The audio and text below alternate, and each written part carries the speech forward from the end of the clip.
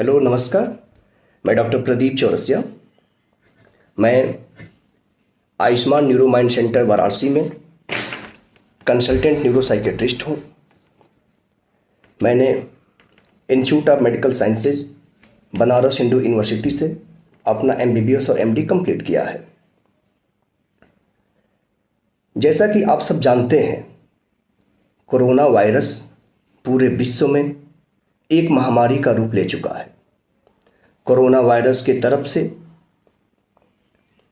Virus से lockdown होने की वजह से हमारे आपके सबके मन में तमाम अनिश्चितताएं बनी हुई है कि ये लॉकडाउन कब समाप्त होगा, कोरोना वायरस कब दुनिया से एलिमिनेट होगा, कब हमारी दिनचर्या, कब हमारा रूटीन पहले जैसा हो जाएगा। विभिन्न बातें हमारे आपके मन में आ रही हैं, हमारे आपके मन को प्रभावित कर रही हैं। जैसा कि हम सब जानते हैं कि हमारे आपके ब्रेन में वही सब विचारें आती हैं जैसी बातें हमारे आपके सराउंडिंग में होते हैं। इसको समझने के लिए हम अपने ब्रेन को एक कंप्यूटर से तुलना कर सकते हैं। जिस प्रकार कंप्यूटर में जिस प्रकार का पेन ड्राइव हम लोग लगाते हैं, उस प्रकार की चीज़ें उसके स्क्रीन पे डिस्प्ले होती हैं। जैसे कि अगर कंप्यूटर में पेन ड्राइव में अगर सॉन्ग है तो स्क्रीन पे गाना डिस्प्ले होता है, मूवी है तो मूवी चलता है, स्टडी मटेरियल है तो स्टडी मटेरियल डिस्प्ले होता है। उसी प्रकार अगर हमारे ब्रेन में, हमारे आपके सराउंडिंग में जिस तरह की बातें चलती रहती है, उस तरह की बातें हमारे ब्रेन में आती रहती हैं। इसका मतलब ये होता है कि हमारे ब्रेन के लिए उसका पेन ड्राइव उसका सराउंडिंग है। सराउंडिंग में अगर पॉजिटिव बातें होती हैं तो हम लोगों का साइकोलॉजिकल इम्यून सिस्टम स्ट्रांग होता है, मानसिक बीमारी होने की संभावनाएं कम होती है, मानसिक स्वास्थ्य बिगड़ने की संभावनाएं कम होती है। लेकिन अगर हमारे मन में, अगर हमारे सराउंडिंग में नकारात्मक बातें होती हैं तो वो नकारात्मक बातें हमारे ब्रेन को प्रभावित करती है और ब्रेन के अंदर टॉक्सिन्स का सिक्रीशन होने लगता है। इस बात को हम थोड़ा डिटेल आपको समझाना चाहते हैं कि ये जो टॉक्सिन्स है ये कैसे हमारे ब्रेन को प्रभावित करता है। एक्चुअली हमारे ब्रेन में जो न्यूरोट्रांसमीटर होते हैं वो हमारे आपके मानसिक स्वास्थ्य को फिट रखते हैं, मानसिक स्वास्थ्य को बनाए रखते हैं। लेकिन किसी भी प्रकार की मानसिक तनाव से, किसी भी प्रकार के स्ट्रेस से, स्लीप हैबिट डिस्टर्ब होने से, विभिन्न नशीले पदार्थों का सेवन करने से ब्रेन के अंदर पाए जाने वाले विभिन्न न्यूरोट्रांसमीटर का सामंजस्य, न्यूरोट्रांसमीटर का कोऑर्डिनेशन डिस्टर्ब हो जाता है और न्यूरोट्रांसमीटर का कोऑर्डिनेशन डिस्टर्ब होने की वजह से विभिन्न विभिन्न लक्षण उत्पन्न होने लगते हैं।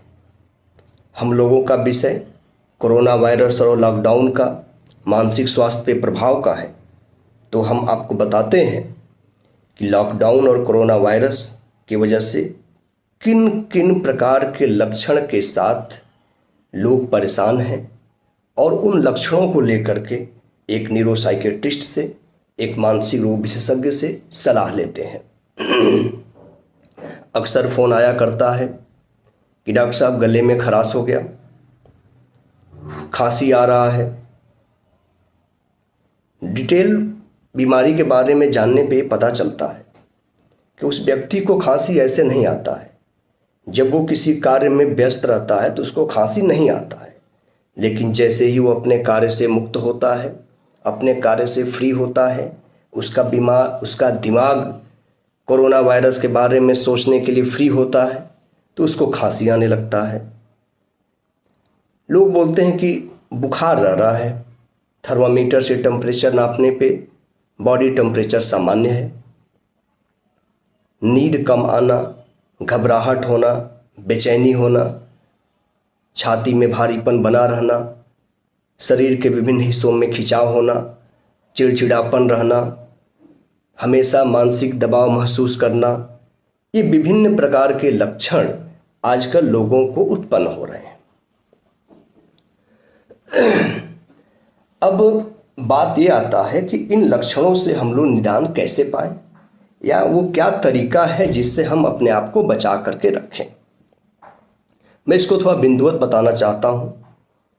Point number 1, social media distancing, very important. Social media distancing, हम लोग सोशल मीडिया से दूर रहें।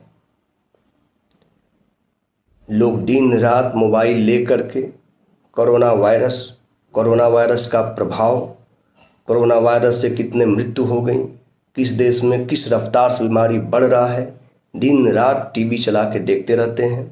इससे बचना होगा। सोने से पहले, सो को उठने के तुरंत बाद इस प्रकार के न्यूज़ देखने से बचें। सोशल मीडिया पे, नेटवर्किंग साइट पे कोरोना वायरस के बारे में ज़्यादा से ज़्यादा नॉलेज इकट्ठा करने का कोशिश ना करें। दिन में कुछ समय के लिए एक अपना नियम बनाइए कि दिन में कुछ समय के लिए अपना मोबाइल का इंटरनेट बंद कर दें और मोबाइल को अपने पास से कुछ दूरी पे रख करके रहने का प्रयास करें। पॉइंट नंबर 2, स्लीप, निद्रा। जैसा कि कहा जाता है, स्लीप मेंटल हेल्थ का इंडिकेटर है। किसी व्यक्ति का नींद बिल्कुल अच्छा है, मतलब वो मेंटली पूरी तरह से फिट है। किसी का नींद डिस्टर्ब रहता है, कभी नींद ज़्यादा आना, कभी ना आना, कभी कम आना, मतलब कहीं ना कहीं कुछ समस्या तो चल रही है।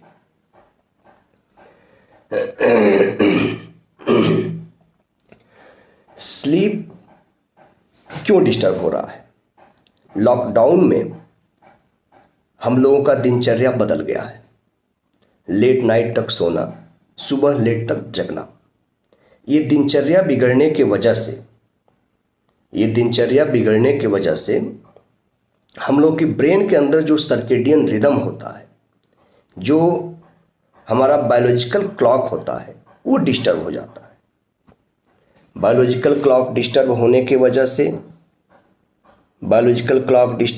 वजह से विभिन्न प्रकार के लक्षण, विभिन्न प्रकार के न्यूरोट्रांसमीटर, विभिन्न प्रकार के टॉक्सिन्स ब्रेन में रिलीज होते हैं और वो टॉक्सिन्स विभिन्न लक्षणों के रूप में हमारे बॉडी में प्रदर्शित होते हैं।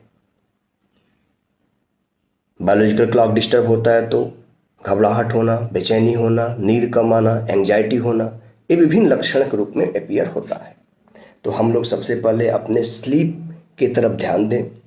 अगर स्लीप में किसी प्रकार की समस्या है, फर्स्ट स्टेप स्लीप हाइजीन को ध्यान दें। स्लीप हाइजीन क्या होता है? स्लीप हाइजीन के बारे में 2-3 बातें मैं आपको बता सकता हूँ, अभी 3-4 बातें बता सकता हूँ। पॉइंट नंबर 1 कि डे टाइम स्लीपिंग से बचें। लोग दिन में भी 3 घंटे सो लेते हैं, कहते हैं रात को नींद नहीं आता है। ये गलत बात है। दिन में 20 से 25 मिनट का ही नैप्स लें, 20 से 25 मिनट ही रेस्ट लें, सोएं। थोड़ा सा आपकी अलर्टनेस बढ़ जाती है, उससे ज़्यादा ना सोएं, तब रात को नींद आपको अच्छे से आती है। पॉइंट नंबर 2, सोने से पहले किसी भी स्टिमुलेंट पदार्थ का सेवन ना करें। सोने से पहले कॉफ़ी न पिए, सोने से पहले चाय न पिए, सोने से पहले तंबाकू से युक्त किसी पदार्थ का सेवन ना करें। ये आपके बॉडी को स्टिमुलेट कर देते हैं, जिससे कि आपको रात को नींद नहीं आती है। रात को नींद नहीं आएगी तो पूरा दिन आपका डिस्टर्ब रह सकता है। इसके अलावा स्लीप को मेंटेन करने के लिए रेगुलर एक्सरसाइज करें, लेकिन ध्यान रहे लेट नाइट एक्सरसाइज ना करें। अगर एक्सरसाइज आप सोने से कुछ घंटे पहले करते हैं तो स्लीप आपका डिस्टर्ब हो सकता है। सोने से पहले रूम में वेंटिलेशन की तरफ ध्यान दें, खिड़की खोल दें, लाइट को डिम कर दें, साउंड कमरे में न आए इसका ध्यान दें। तो ये सब उपाय लगाने से स्लीप हैबिट इम्प्रूव होता है, स्लीप हाइजीन मेंटेन होता है और हम लोग विभिन्न प्रकार के मानसिक रोगों से बच सकते हैं। तो सबसे पहले हम लोगों ने सोशल मीडिया डिस्टेंसिंग की बात की, फिर हम लोगों ने स्लीप की बात की, and point number 3 and very important point is food, है ना। हम लोगों को इस लॉकडाउन में, मैं जानता हूं कि पर्याप्त मात्रा में सामग्री नहीं मिल पा रही होगी, लेकिन जो भी सामग्री उपलब्ध है घर पे उसको अच्छे से सेवन करें। हम लोग कोशिश करें कि खाने में हमारे खाने का कलर, हमारे मील का कलर तिरंगे का कलर हो। कॉमन सेंस लगा लीजिएगा, समझ जाएंगे। खाने में तिरंगे का कलर हो, वो हमारे बैलेंस डाइट को इंडिकेट करता है। ज़्यादा क्वांटिटी में भोजन न करें, छोटे छोटे फ्रेगमेंट्स में भोजन करें।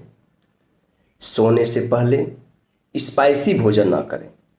स्पाइसी भोजन, कार्बोनेटेड फूड प्रोडक्ट लेने से एब्डोमिनल डिस्कम्फर्ट होता है और उससे नींद जो है कि डिस्टर्ब होने के चांसेस बढ़ जाते हैं। इसके अलावा स्लीप के अलावा हम लोग पॉइंट नंबर 4 पे आते हैं। Point number 4 is exercise, very important. Exercise को हम लोग 4-5 भागों में क्लासिफाई कर सकते हैं। Point number 1 is relaxation exercise. Relaxation exercise क्या होता है? रिलैक्सेशन एक्सरसाइज का एक उदाहरण मैं देके बताता हूं आपको। डीप ब्रीदिंग एक्सरसाइज बड़ा ही आसान है, करना आसान है, लोग करते नहीं हैं। लोग दवा खा करके सो जाते हैं, लेकिन ये ऐसा एक्सरसाइज है, कुछ पैसा भी नहीं लगता है। इसको मैं बताता हूं आपको। आप कहीं पे भी कंफर्टेबल पोजीशन में बैठ जाइए। ऑफिस में हैं, घर पे हैं, छत पे हैं, जहां पे भी हो कंफर्टेबल पोजीशन में बैठ जाइए।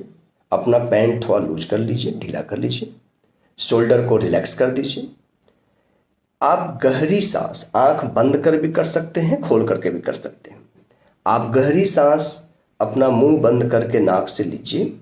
मन में 1 से 5 तक गिनती गिनिए। सांस को रोके रहिए, फिर मन में 1 से 5 तक गिनती गिनिए। फिर धीरे धीरे सांस को नाक से छोड़िए, फिर 1 से 5 तक गिनती गिनिए। इस प्रकार से 10 मिनट तक इस एक्सरसाइज को करिए। आप खुद अपने आप में परिवर्तन पाएंगे और मानसिक तनाव से दूर हो जाएंगे। पॉइंट नंबर 2 योग। Point number 3 meditation. अच्छा, मेडिटेशन के बारे में तमाम भ्रांतियां हैं। कुछ लोगों का मानना है कि जो लोग योग मेडिटेशन करते हैं या जो लोग कर रहे हैं वो लोग मोक्ष प्राप्ति के लिए कर रहे हैं। भैया, ऐसा कुछ नहीं है। मोक्ष प्राप्ति के चक्कर में मत पड़िए। मेडिटेशन करने से, योग करने से जो हम लोग ब्रेन के न्यूरोट्रांसमीटर की बात कर रहे थे, बीमारी कैसे उत्पन्न हुआ था, उनका एक सामंजस्य बना रहता है। विभिन्न न्यूरोट्रांसमीटर डोपामिन, सेरोटोनिन, नॉरएपिनेफ्रिन, ये किस रेशियो में निकलना है उसका सामंजस्य बना रहता है। सामंजस्य बने रहने से मानसिक रोग, न्यूरोसाइकेट्रिक इलनेस होने की संभावनाएं कम हो जाती हैं, और अगर थोड़ी बहुत हैं तो बीमारी पूरी तरह से समाप्त हो जाती है। इसमें जो है कि अब हम लोग बात करते हैं एरोबिक एक्सरसाइज की। अपने आप को फिट रखने के लिए सोशल मीडिया से, यूट्यूब से कोई ऐसा एक्सरसाइज खोजिए जो आप रूम में कर सकते हैं, अपने छत पे कर सकते हैं। पुशअप करिए, एब्डोमिनल क्रंचेज करिए, जो भी एक्सरसाइज आप आसानी से कर सकते हैं करिए। और कम से कम एडल्ट व्यक्ति को, एक एडल्ट को आधे घंटे तक एरोबिक एक्सरसाइज करनी चाहिए। और जो छोटे बच्चे होते हैं उनको 45 मिनट से 1 घंटे तक एक्सरसाइज करना चाहिए। छोटे बच्चों में बहुत एनर्जी होती है और एनर्जी बर्न होना बहुत जरूरी है। मैं जितनी बातें बता रहा हूं, चाहे सोशल मीडिया डिस्टेंसिंग हो, चाहे फूड हैबिट हो, चाहे स्लीप के बारे में हो या एक्सरसाइज के बारे में हो, इन सबको कहना तो आसान होता है, कर लेना थोड़ा मुश्किल होता है। मैं आपसे बताना चाहता हूं, एक उदाहरण देना चाहता हूं कि आप सभी लोग जानते हैं जापान के बारे में। 94 शायद, मैं डेट ईयर तो मुझे ज़्यादा याद नहीं आ रहा है, शायद 1942 की बात है। जापान पे दो बड़े शहरों पे, नागासाकी और हिरोशिमा पे परमाणु बम गिराए गए थे। पूरी तरह से वो देश बर्बाद हो गया था। उसके बाद भी आज वो एक डेवलप्ड कंट्री है। उसकी इकोनॉमी देखिए, वहाँ की टेक्नोलॉजी देखिए। आखिर में ऐसा क्या हुआ? वहाँ के लोग क्या करते होंगे? वहाँ के लोग काइजन प्रिंसिपल पे काम करते हैं। आप कहेंगे काइजन प्रिंसिपल क्या है? देखिए, kaizen principle is nothing. Health sector में, स्टडी में, फिजिकल फिटनेस के लिए, अपने व्यवसाय को आगे बढ़ाने के लिए, किसी भी वर्क को, किसी भी एक्टिविटी को सुचारू रूप से करने के लिए उसको छोटे छोटे फ्रेगमेंट में बांट दीजिए और एक छोटे फ्रेगमेंट से उसको काम करना, उसको एक्शन में लाना आप शुरू कर दीजिए। उसमें रेगुलरिटी मेंटेन करिए, सफलता जरूर आपको मिलेगी। एक्सरसाइज को लेकर के समझते हैं। आधा घंटा एक्सरसाइज हम नहीं कर पा रहे हैं, अपने लाइफ शेड्यूल में कुछ बदलाव करें। सीढ़ियों से चढ़े उतरें, 5 मिनट ही एक्सरसाइज करें, डेली एक्सरसाइज करें। 2 मिनट ही योग करें, डेली करें। 2 मिनट मेडिटेशन करें, डेली करें। फूड हैबिट को इम्प्रूव करें। तो ये छोटे छोटे बदलाव हमारे व्यक्तित्व को, हमको पूरी तरह से बदल देंगे। उसके बाद से वो हमारे शेड्यूल में आ जाएगा।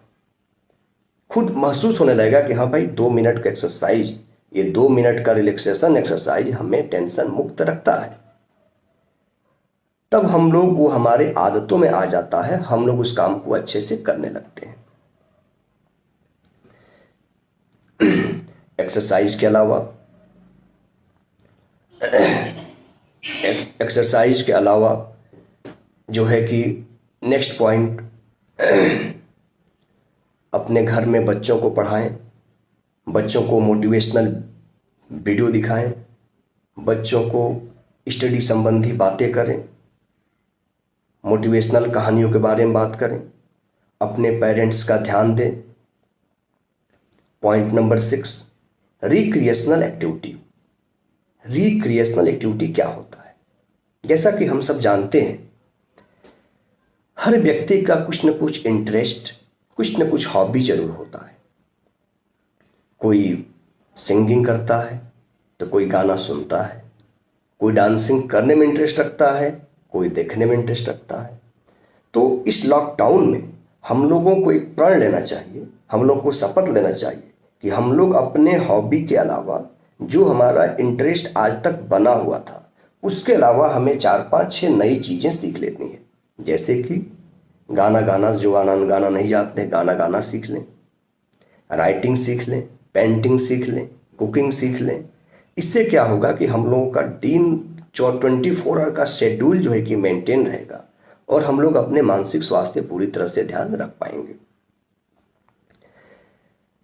तो मैंने मानसिक स्वास्थ्य को फिट रखने के लिए विभिन्न बिंदुओं पर आप लोगों से डिटेल में डिस्कस किया। मैं जाते जाते बस एक बात और आपसे बताना चाहता हूं कि हम सभी, all of us are facing a disaster. We have to protect ourselves, our family member, our society, our villager, our city and our country।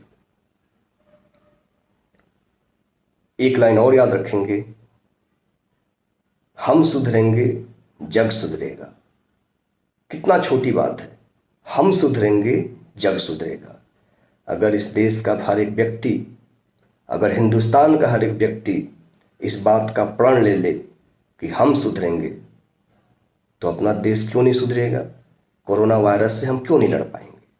हर एक व्यक्ति कोरोना वायरस से संबंधित जो प्रिकॉशन बताए गए हैं उस पर ध्यान दे, सोशल डिस्टेंसिंग को मेंटेन करे, सोशल मीडिया डिस्टेंसिंग को मेंटेन करे, हर एक व्यक्ति एक्सरसाइज करे, हर एक व्यक्ति योग करे, हर एक व्यक्ति मेडिटेशन करे, हर एक व्यक्ति अपने स्लीप हैबिट को इम्प्रूव करे, तो हम लोग अपने मेंटल हेल्थ को, एक मेंटल फिटनेस को एक टॉप प्रायोरिटी पे पहुंचा सकते हैं और अपने आप को स्वस्थ रख सकते हैं। जय हिंद।